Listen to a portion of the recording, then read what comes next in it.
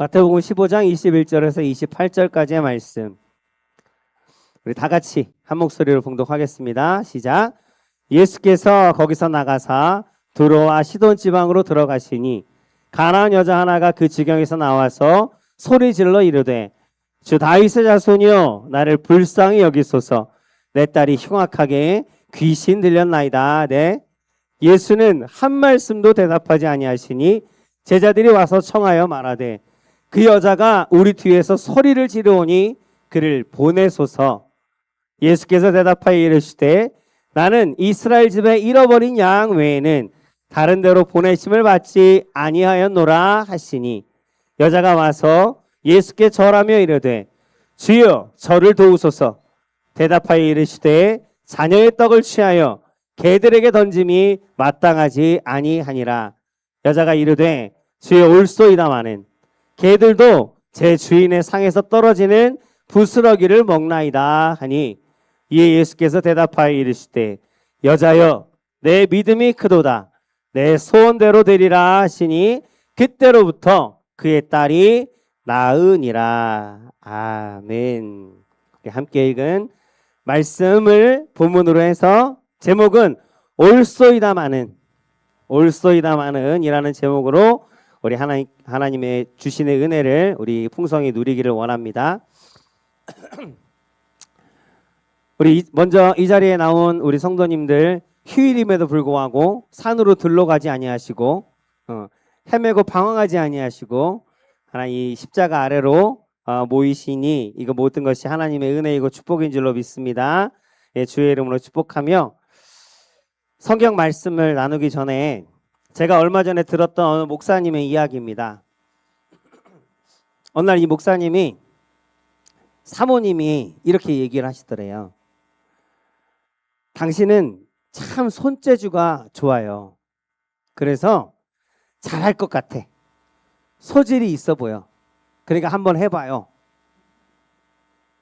뭘까요? 칼국수 한번 만들어봐요. 그랬대요. 참 잘할 것 같아. 하면 잘할 것 같아. 이러면서 자꾸 옆에서 이렇게 달콤한 말로 하니까 그 사모님의 달콤한 말에 속아서 목사님이 앞치마를 둘렀어요. 앞치마를 두르고 칼국수를 이제 만들기 시작하는 거예요. 근데 말이 쉽지 요리가 저도 해보니까 쉽지 않더라고요. 근데 칼국수 그 면을 사갖고 오면 그나마 날 텐데 사모님이 밀가루하고 물을 갖다 줬어요. 이제 밀가루를 반죽을 해서 이 반죽을 자기만 먹는 게 아니야. 이제 교회 성도들하고 같이 나누어 먹으려고 그런 목적으로 만드는 거예요. 그러니까 이만한 덩치 되는 칼국수를 이제 막 반죽을 이제 주물르고 그다음에 그걸 이제 막대기로 피고 그러고 막 해야 되잖아요. 그렇게 하는데 한 2시간을 밀가루 반죽만 2시간을 하고 밀고 해서 땀을 뻘뻘 흘리면서 이제 그 칼국수를 만들기 준비를 했대. 다행히 성도 수가 많지 않은 이제 약간 개척교회 비슷한 그런 교회여서 그나마 이제 그 2시간 만에 끝난 거예요. 2시간, 3시간 만에 끝나서 이제 교회 성도들을 다 불렀어요. 식당으로. 식당에다가 딱 이제 칼국수 이제 할 거 올려놓고 접시랑 올려놓고 성도들이 딱 둘러앉고 이제 칼국수를 끓여서 그걸 이제 한 그릇씩 이제 성도들 앞에 놨단 말입니다. 그러고 나서 자 이제 식기도를 하고 이제 식사를 시작하는 거예요. 시작. 근데 거기서 이제 권사님 한 분이 그래도 어른이 먼저 장유유서라고 어른이 먼저 이제 젓가락을 들어갖고 면을 이렇게 떠서 입에 넣는데 목사님이 그 젓가락을 집어 드는 순간부터 입에 들어가는 그 순간까지 눈을 떼지 못하고 그 권사님의 얼굴만 쳐다봤대요. 이렇게. 다른 성도들도 계속 누가 면을 이렇게 먹으려고 하면 다 이제 얼굴들이 쳐다보고 왜 그럴까요? 혹시나 어떤 표정을 지을까? 맛이 있다고 할까? 아니면 뭔가 좀 문제가 있어갖고 인상을 찌푸리지는 않을까? 나 실수한 거 아닌가? 그래서 그런 것만 보면서 얼굴 표정을 막 쳐다보고 있는데 그 순간에 목사님이 깨달았다는 거예요. 내가 지난 30년 동안을 아내가 차려준 밥상을 받아서 밥을 먹을 때 우리 아내가 나 같은 기분이었겠구나. 근데 나는 그런 건 전혀 생각도 못하고 그냥 주는 대로 그냥 맛있게 받아 먹기만 했지. 맛있다는 얘기, 수고했다는 얘기 한 번도 안 한 것 같아. 갑자기 이제 그게 딱 떠오르는 거예요. 그러면서 목사님이니까 이게 영적으로 연결이 되면서 하나님이 떠오른 거예요. 아, 하나님도 그러시겠구나. 하나님이 나에게 모든 것을 그냥 값없이 베풀어 주셨는데 날마다 은혜를 베풀어 주셨고 사랑해 주셨는데 사랑을 주시고 은혜를 주시고 축복을 주실 때마다 그것을 내가 받을 때마다 그것을 받아 먹을 때마다 하나님도 어떻게? 하나님도 내 얼굴을 바라보고 계셨겠구나. 그런데 하나님 앞에 감사 기도는 날마다 했지만 밥 먹을 때마다 근데 정말 내 마음에서 하나님께서 거저 주신 것을 그 은혜를 그 사랑을 그 축복을 내가 정말 하나님 앞에 감사를 표현하면서 그 모든 것들을 받았나 하는 생각들이 들었답니다. 우리는 하나님 앞에 기도할 때 보통 어떻게 기도해요? 이렇게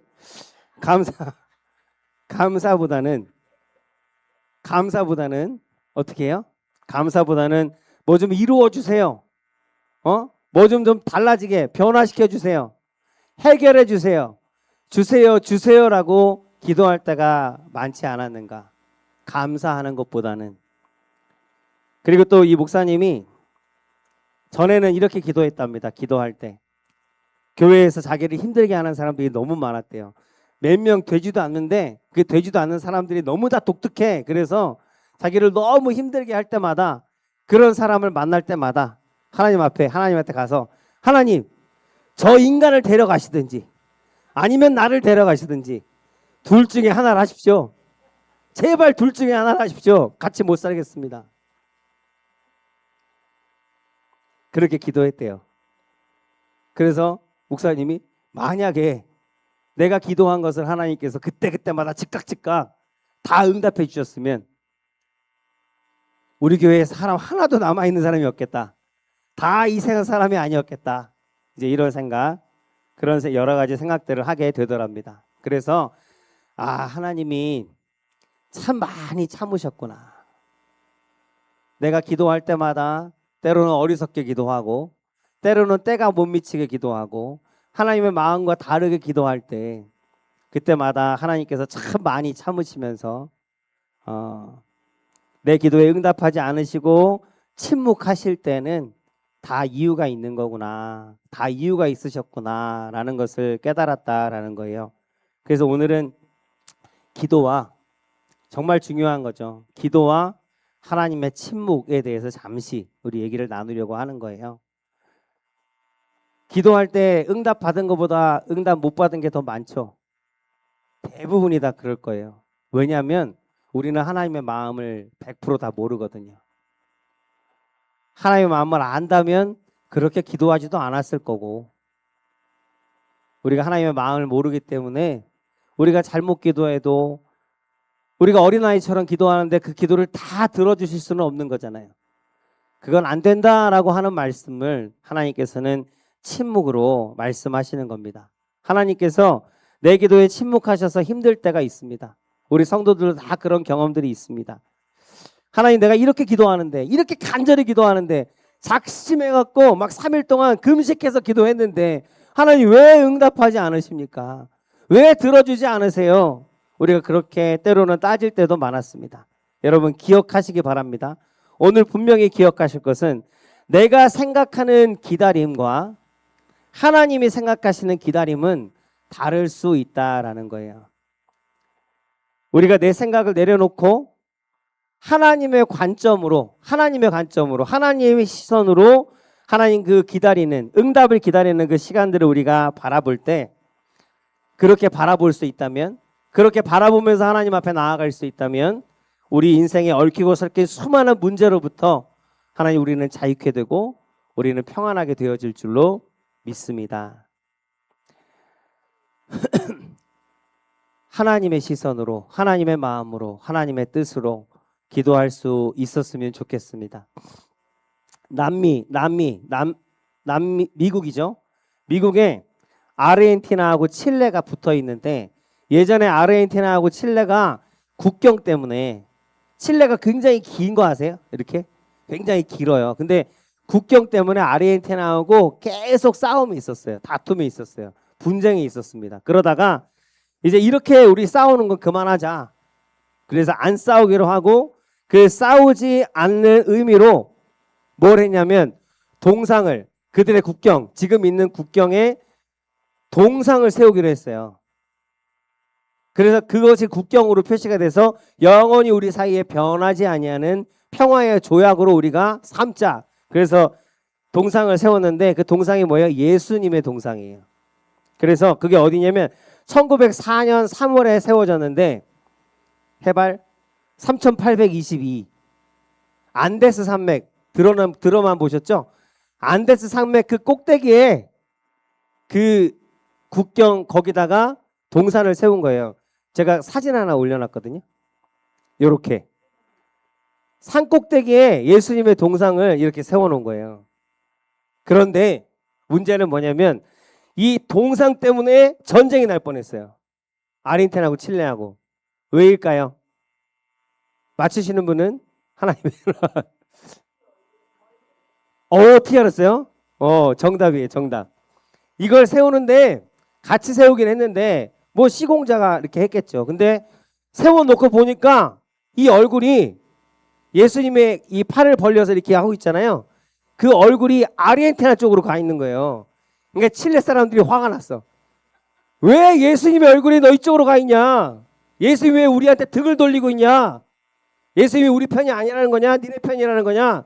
그러면서 막 분노하기 시작한 거예요. 막 시끌시끌해서 당장 지금 뭔가 이제 하나 일어나기만 하면 전쟁이 날 판이에요. 그때 한 신문 기자가 신문에다가 글을 하나 써서 올렸어요.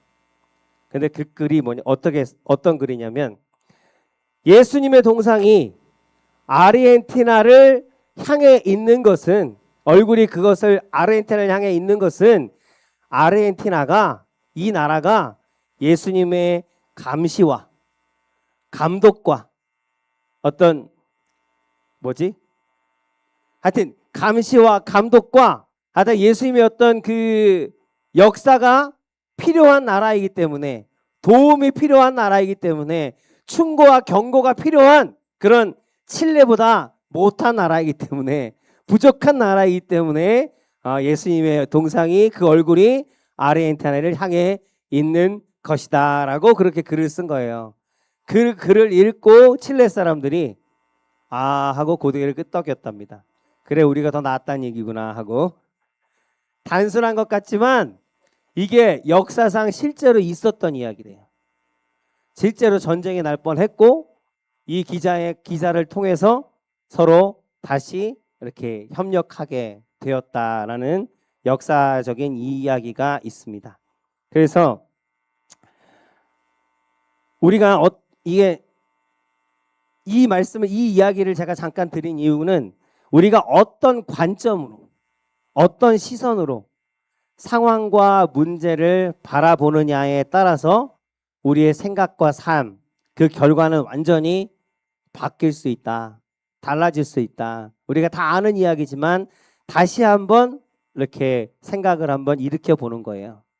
우리가 어떤 관점으로 우리의 상황을 보느냐, 문제를 보느냐에 따라서 그 결과는 완전히 달라질 수 있다라는 것입니다. 그래서 하나님께서 침묵하실 때 오늘은 이것을 주제로 말씀을 나누는데 하나님께서 아무리 기도해도 응답이 없으셔요. 나 아픈데 이 아픈 게 아무리 삭심삼일을 기도했는데 더 아파. 기도하려고 기도원에 갔는데 기도원 왔다 갔다 하느라고 다리가 더 아파. 다리 아파서 기도원 갔는데 하나님 도대체 왜 이렇게 응답 안 하시고 나를 힘들게 하시냐고. 그러면 하나님이 나를 버리셨나? 하나님이 내 기도를 안 들어주시는 건가? 라고 하나님 앞에 실망하고 낙심하기 전에 그렇게 생각하기 전에 그 시간이 내가 하나님의 응답을 기다리고 하나님 앞에 기도하고 엎드리는 그 시간이 하나님이 보이지 않는 곳에서 가장 완벽한 응답, 가장 완벽한 결과를 준비하고 계시는 시간이다라고 여러분들 믿으시기 바랍니다. 그리고 하나님이 나를 위해서 가장 적극적으로 일하고 계시는 시간이 바로 우리가 기도하는 시간이라는 거예요. 우리 몸이 아파요. 아플 때 언제 우리 몸이 회복될까요? 쉴 때, 잘 때, 아무것도 하지 않을 때. 그죠? 하나님께서 일하시는 시간은 우리가 발로 뛰고 손으로 뛰는 시간이 아니라 하나님 앞에 무릎 꿇는 시간, 하나님 앞에 나아가서 그 얼굴을 구하는 시간, 그 시간이 하나님께서 일하시는 시간인 것을 우리가 꼭 기억해야 하겠습니다. 그래서 오늘 말씀으로 들어가면, 그래서 이 기다림이라는 것이 헛된 것이 아니고 낭비가 아니라는 것. 어떤 사람들은 기도할 문제가 있는데 일이 많아갖고 여러 가지 일들이 많아요. 그래서 목사님 우리 기도합시다. 꼭 기도하세요 한 주간. 그러면 목사님 내가 너무 바빠갖고 문제가 많아갖고 이거 해결하려면 정말 24시간이 모자라요. 기도할 시간이 없어서 기도를 못합니다. 그것처럼 어리석은 게 없는 거예요. 우리가 열심히 하지 않아서 문제가 생기나요? 그게 아니거든요. 우리가 열심히 한다고 해서 해결될 문제였으면 그 문제 때문에 걱정하지도 않죠. 우리로 할 수 없는 일이기에 하나님 앞에 엎드리는 겁니다.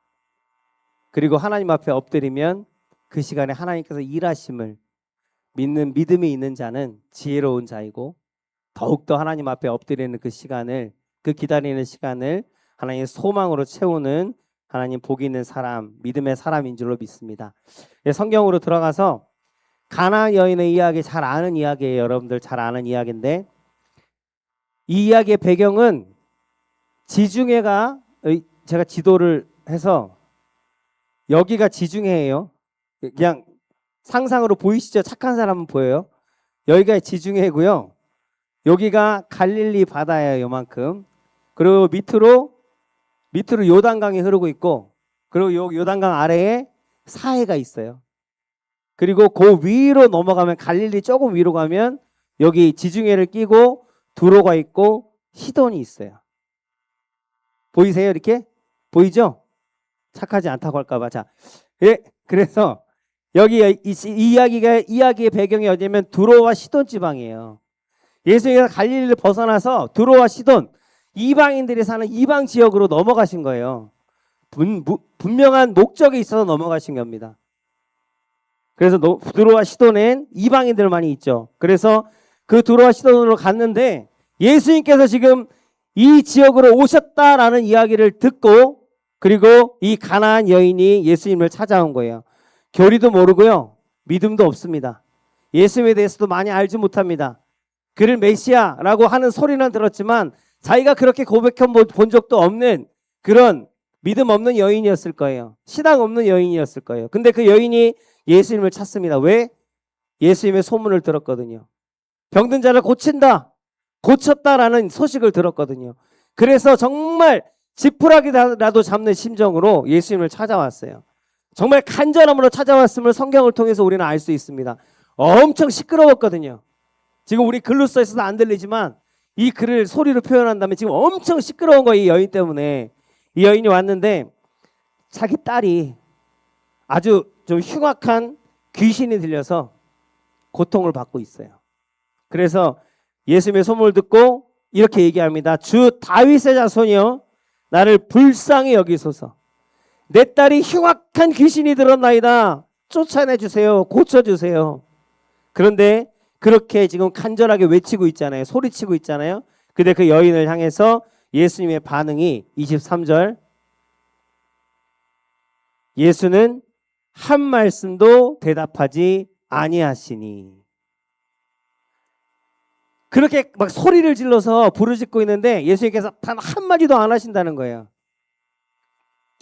그래서 신앙생활에서 우리가 믿음 생활을 하면서 가장 고통스러울 때가 이런 때인 것 같아요. 내가 기도를 해도 아무것도 반응이 없고 뭔가 마음에 와닿는 것도 없고, 그래서 답답할 때, 그럴 때가 참 많이 있는데 옆에 있는 제자들이 민망해졌어요. 예수님께서 아무 말도 안 하니까 오히려 제자들이 민망해졌어요. 옆에서 시종을 들고 있고 사람들을 챙기고 있는데 이 여인은 뒤따라오면서 예수님이 다른 데로 옮겨가는데, 다른 사람들을 만나기 위해서 옮겨가는데, 이 여인이 뒤따라오면서 계속 소리를 지르는 거예요. 예수님, 내 딸 좀 고쳐달라고. 제발 좀 고쳐달라고, 제발 좀 고쳐달라고, 나 좀 봐달라고 소리를 질러요. 근데 예수님은 들은 척도 안 하죠. 뒤에서 여인은 계속 소리를 지르죠. 그러니까 제자들이 답답해서 예수님한테 옵니다. 예수님한테 간구를 합니다. 예수님, 저 여자가 우리 뒤를 따라오면서 저렇게 시끄럽게 소리를 지르니까 하나님 너무 시끄러워서 못 참겠습니다. 좀 빨리 좀 고쳐갖고 하나님 좀, 예수님 고치실 수 있잖아요. 고치셔서 좀 보내세요. 저 시끄러운 소리 안 듣게 좀 보내시면 안 되겠습니까? 그러자 예수님께서 그 제자들의 간청을 듣고 어떻게 하세요? 24절에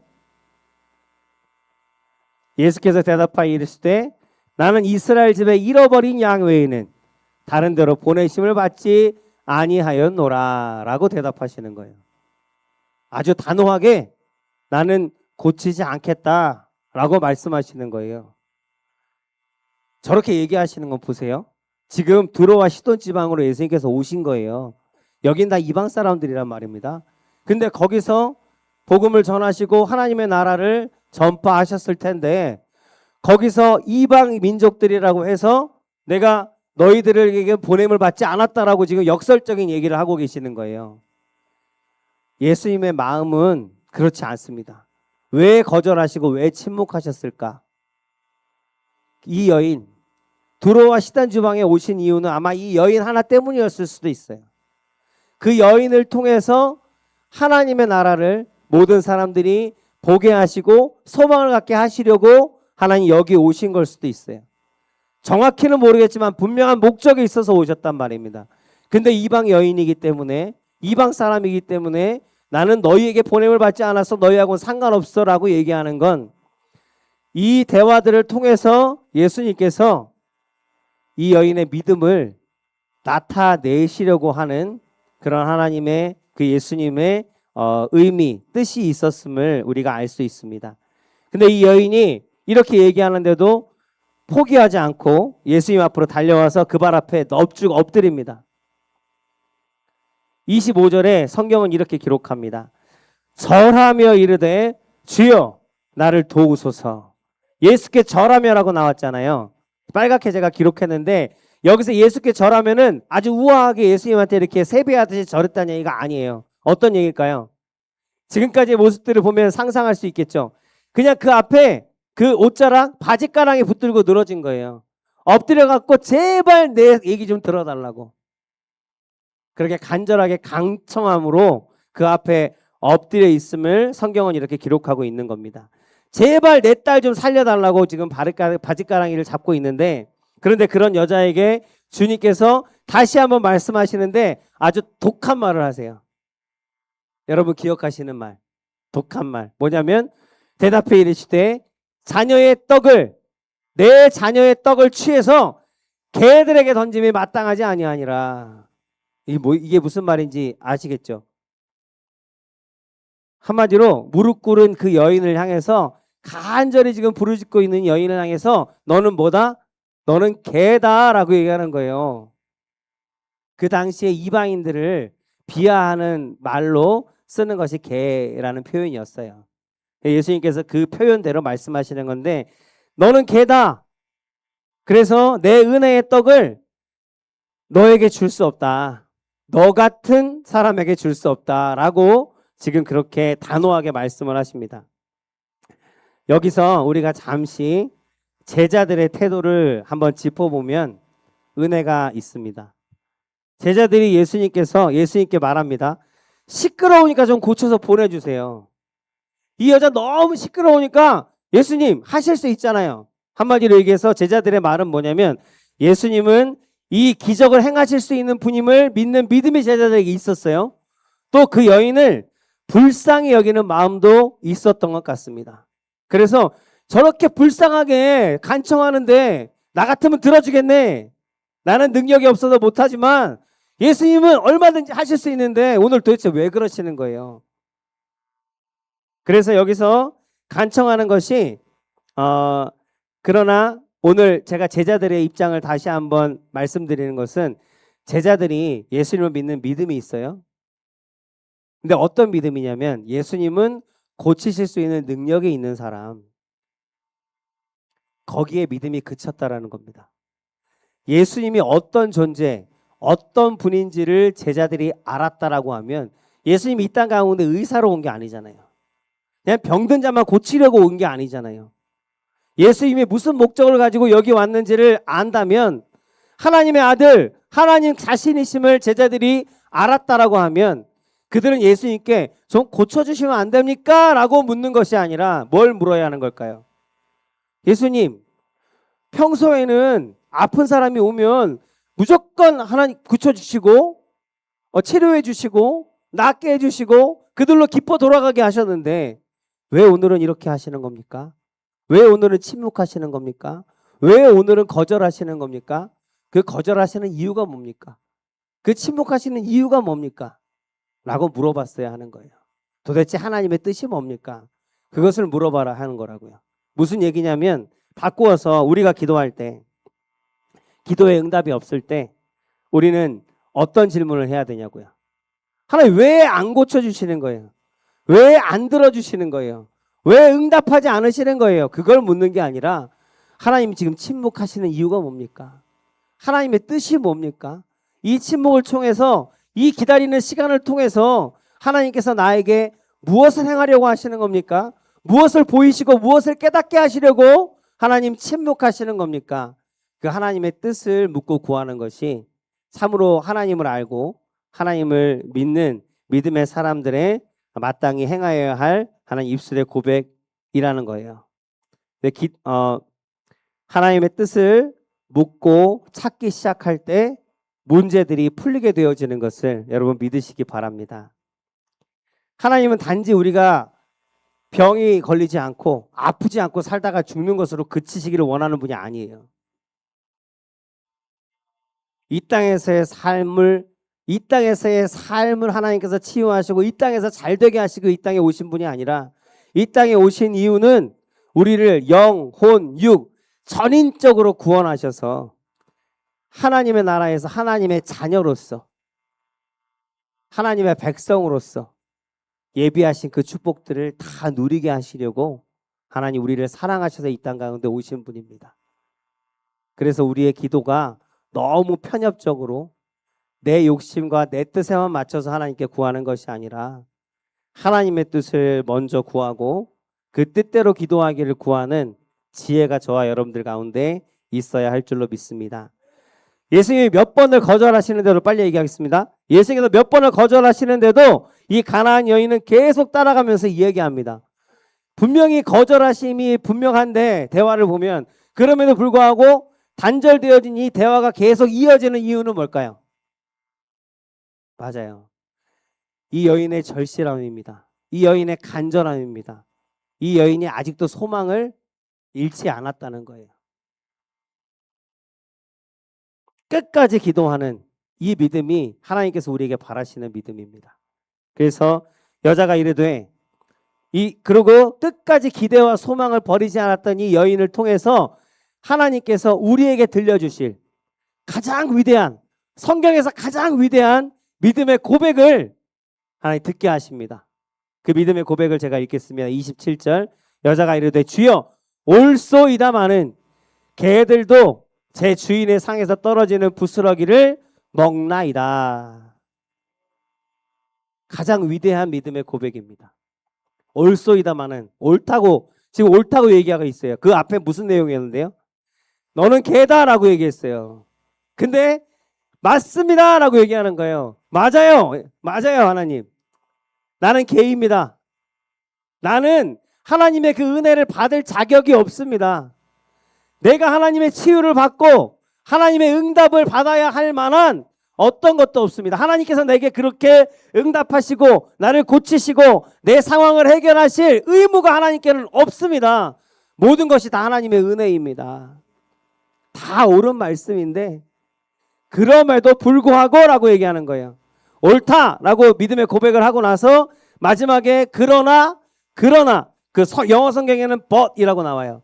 그러나 그럼에도 불구하고 개들도 나는 개이지만 나는 천하지만 한마디로 바꿔 얘기해서 너무 이제 심하니까 바꿔 얘기하면 나는 그 은혜를 받을 만한 자격이 없지만 하나님께서 내게 그 은혜를 주셔야 할 의무도 없지만 그럼에도 불구하고 나는 내가 아는 하나님을 압니다. 내가 아는 하나님은 나의 기도를 들으시는 하나님은 선하십니다. 자비로우십니다.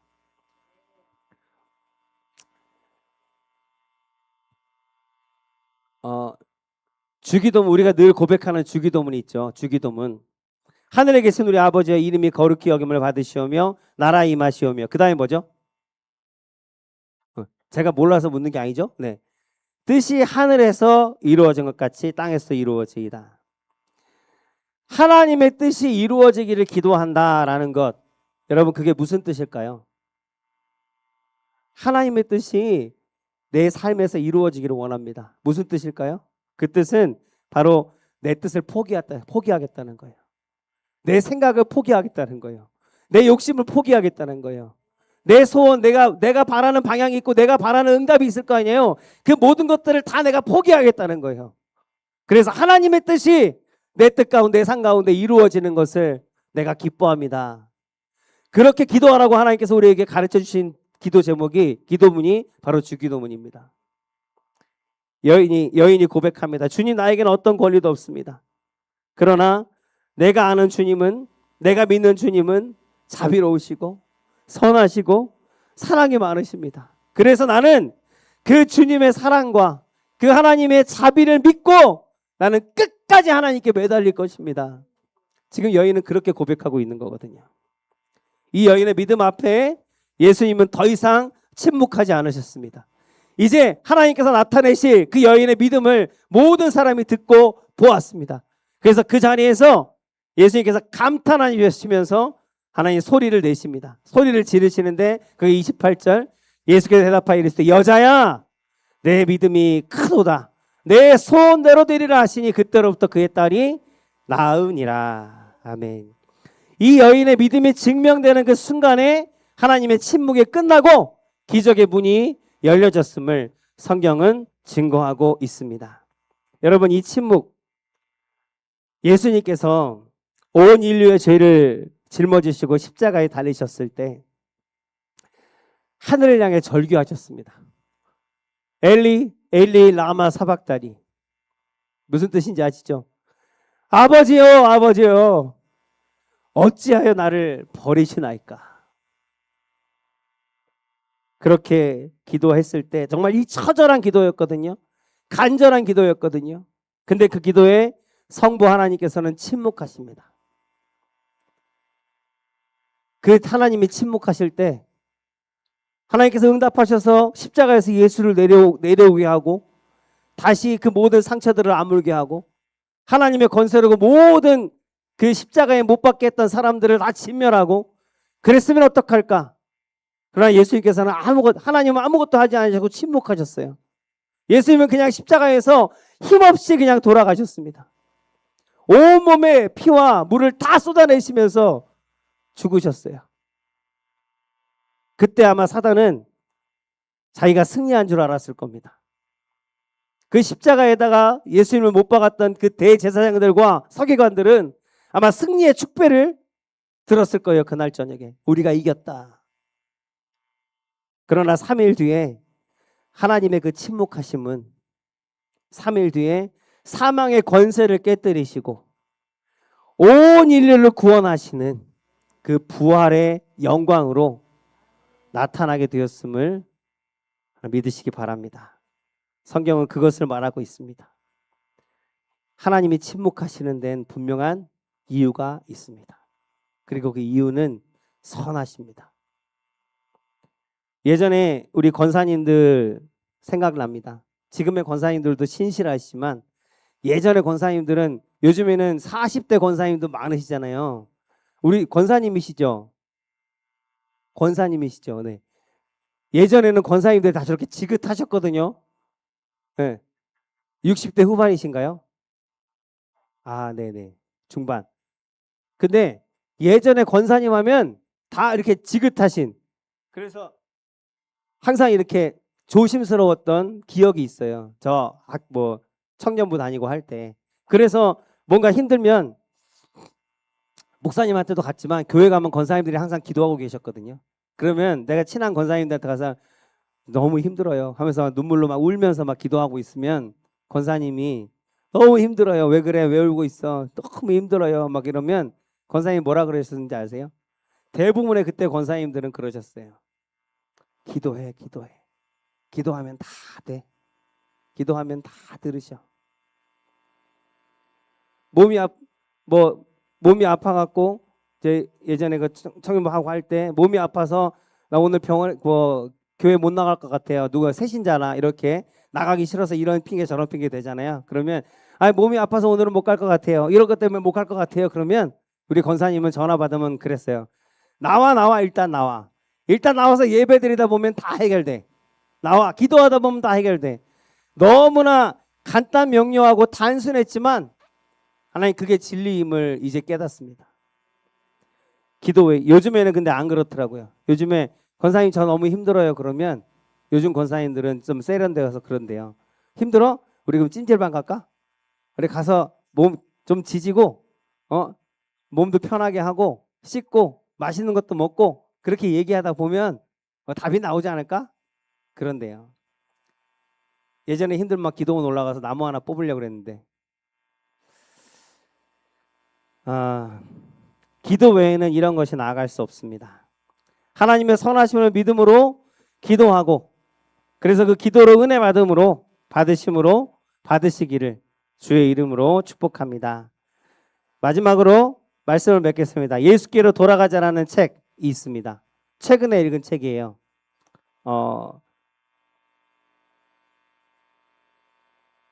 좀 이름이 긴 목사님입니다. 한국 목사님인데 김여호수아였나? 그래요. 근데 이 목사님이 쓴 책인데 이 책에 히브리어로 후스파라는 단어가 나옵니다. 후스파라는 단어가 나오는데 이게 책의 주제이기도 해요. 예수께로 돌아가자. 이 후스파는 무슨 뜻이냐면 뻔뻔함, 당당함이라는 뜻이에요. 그래서 그 책에 나오는 걸 제가 적었습니다. 기도하는 자의 당당함은, 기도하는 자의 뻔뻔함은 기도를 들으시는 분을 향한 무한한 신뢰에서 나오는 것이다. 아멘. 하나님의 선하심을 우리가 신뢰할 때 우리는 뻔뻔하게 기도할 수 있습니다. 이 여인의 기도를 뻔뻔하다고 말하는 게 맞을지 모르겠지만 이 여인은 주님 앞에 너는 개라고 얘기하시는 그 말 앞에서도 절대 주눅들지 아니하고 뻔뻔하게 당당하게 옳소이다. 당신 말이 다 맞습니다. 그러나 그럼에도 불구하고 난 상에서 떨어지는 부스러기 같은 은혜라도 좋으니까 나 그거라도 얻을 때까지 내가 떠나지 않겠습니다. 우리가 기도의 자리에 나아갈 때 내 자격이나 내 공로로 나아가는 것이 아닙니다. 우리는 아무 자격이 없지만 오직 예수 그리스도의 보혈의 공로를 의지해서 하나님의 선하심을 믿음으로 하나님 기도해야 되는 줄로 믿습니다. 주여 옳소이다마는 그럼에도 불구하고 내게 은혜를 허락하여 주옵소서. 이렇게 기도하는 저와 여러분들 되기를 주의 이름으로 축복합니다. 그렇게 매달려서 기도할 때 사랑하는 딸아 내 믿음이 크도다. 예전에 개그 프로에서 나왔던 그게 생각나요. 대단해요. 이거는 유행어가 있었죠. 주님께서 우리가 그렇게 하나님의 선하심을 아주 확실하게 믿음으로 하나님의 뜻이 분명히 있음을 확실하게 믿음으로 지금 당장은 응답이 없음을 오히려 더 기뻐함으로 왜냐하면 그 응답하지 못하는 침묵의 이 시간들이 바로 하나님께서 일하시는 시간 하나님께서 누구보다도 더 열심히 하나님 뛰시는 시간 그래서 아름다운 결과 선한 결과 풍성한 결과를 우리에게 보이시려고 하나님 그 일하시는 시간임을 우리가 믿을 때 우리는 그 기도하는 시간 기다리는 시간도 결코 섭섭해하지 않고 결코 낙심하지 않고 오히려 더 소망을 가지고 하나님 나아갈 수 있게 되는 줄로 믿습니다. 그렇게 기도하는 저와 여러분들 되기를 소원합니다. 그래서 네 소원대로 될지어다 내 사랑하는 딸아 하시는 하나님의 음성을 다 듣게 되시기를 주의 이름으로 축복드립니다. 아멘.